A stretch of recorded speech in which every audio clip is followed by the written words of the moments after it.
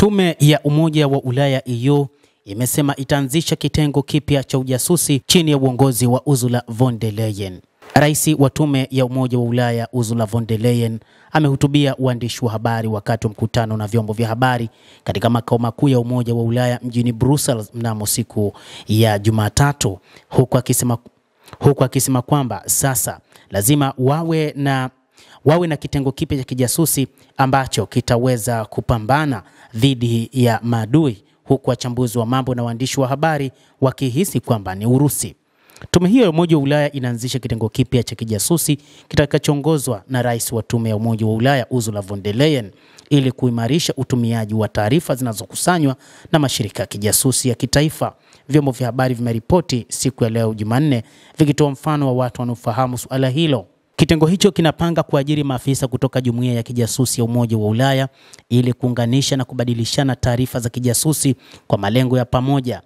Hata hivyo, vyombo vya habari vimeeleza vikisema mpango huo unaendeshwa na mazingira ya usalama yanayoendelea, ikiwa ni pamoja na wasiwasi juu ya madai ya tisho la Urusi na wasiwasi juu ya kupunguzwa kwa msaada wa usalama wa Marekani kwa Ulaya.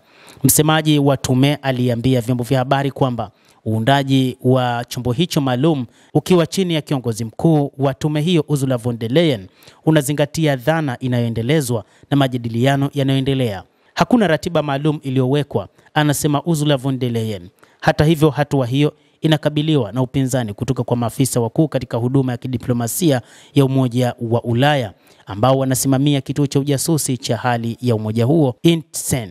Ripoti hiyo ilisema, na wanasema kuwa kitengo kipya kinaweza kurudia kazi ya INTCEN na kutishia mustakabali wake.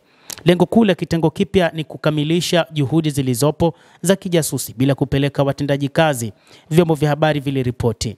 Mapema mwezi Oktoba, Rais wa Urusi Vladimir Putin alipuuzilia mbali wasiwasi kuhusu uwezekano wa kutokea shambulizi la Urusi dhidi ya NATO na dhidi ya Umoja wa Ulaya, akiita hofu hiyo kuwa ni upuuzi unaoenezwa na nchi za Ulaya zikitafuta namna ya kutaka mapambano dhidi ya Urusi.